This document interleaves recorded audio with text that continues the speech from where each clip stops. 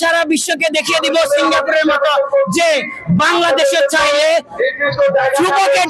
যুবকের নেতৃত্বের দ্বারা বাংলাদেশ চাইলে বাংলাদেশকে পরিবর্তন করে দিতে পারে। বড় প্রত্যাশা হচ্ছে যে ফ্যাসিস্টরা যেরকম অন্যায় অবিচার করে গেছে এগুলোর বিচার চাই, দেশকে সংস্কার চাই। মানে আমাদের প্রত্যাশা, সবচেয়ে বড় প্রত্যাশা হচ্ছে যে ফ্যাসিস্টরা যেরকম অন্যায় অবিচার করে গেছে এগুলোর বিচার চাই, দেশকে সংস্কার চাই।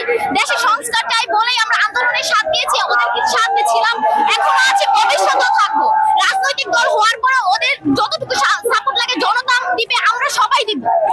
আপনার কি মনে হয় যে নতুন রাজনৈতিক দল আসার মাধ্যমে কি আমাদের রাজনৈতিক যে সংস্কৃতিটা সেটা কি কিছুটা পরিবর্তন হবে? পরিবর্তন অবশ্যই হবে।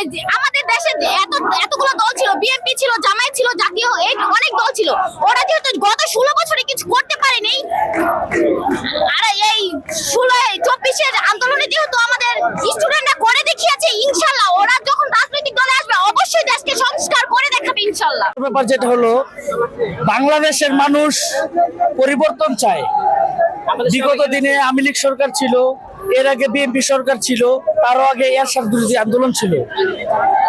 বাংলাদেশের পরিবর্তনে হাওয়া লেগেছে। বাংলাদেশের সকল মানুষের দাবি চাওয়া এখন একটাই, বাংলাদেশ তরুণ নেতৃত্বের মাধ্যমে সামনে এগিয়ে যাবে। সকল গ্লানি মুছে তরুণদের হাত ধরে বাংলাদেশ উন্নতির শিখরে পৌঁছাবে। এই দেশের মানুষ আর বিশৃঙ্খলা চায় না, সবাই চায় দেশটা শান্তি এবং শৃঙ্খলা ভাবে সামনের দিকে এগিয়ে যাক। আমাদের নাহিদ ভাই নতুন দলের প্রধান হয়, তাকে আন্তরিক শুভেচ্ছা জানাই। এবং তিনি উপদেষ্টা পদ থেকে বাংলাদেশে বছরের পর বছর ব্যর্থ নেতৃত্বের পদ নিয়েও মানুষ বসেছিল, সেখানে আমাদের নাহিদ ভাই ক্ষমতার লোভ থেকে বের হয়ে তিনি সংসদ ভবনে ভিআইপি প্রটোকল নিয়ে ঢুকে খালি পায়ে হেঁটে সংসদ ভবন থেকে বের হয়েছে। এই নজির বাংলাদেশের ইতিহাসে আর নেই, এটাই বিরল।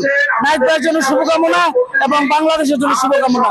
আমাদের রাজনৈতিক দলের কাছে আমাদের প্রত্যাশা হলো, বিগত স্বাধীন 71 সালের পর থেকে স্বাধীন হওয়া পর্যন্ত আজ পর্যন্ত যে জিনিসটা হয় নাই, যেমন বৈষম্য দূর হয় নাই বাংলাদেশের মানুষ আজ সারা বিশ্বের কাছে একটা নিম্নবিত্ত মানুষ হিসেবে পরিচিত পাচ্ছে।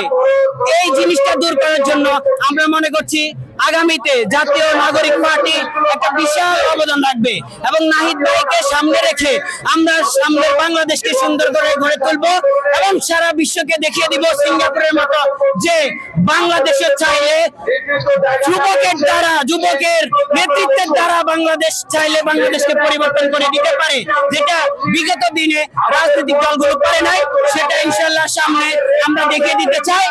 আর বাংলাদেশের জনগণের উদ্দেশ্যে বলে দিতে চাই যে আপনারা আমাদের সাথে থাকুন, আপনারা তারুণ্যের সাথে থাকুন। আমরা দেখিয়ে দিব সামনের বাংলাদেশ একটা বিপ্লবী বাংলাদেশ, সামনের বাংলাদেশ একটা বৈষম্যহীন বাংলাদেশ, সামনের বাংলাদেশ একটা ফ্যাসিবাদ মুক্ত বাংলাদেশ। Thank you.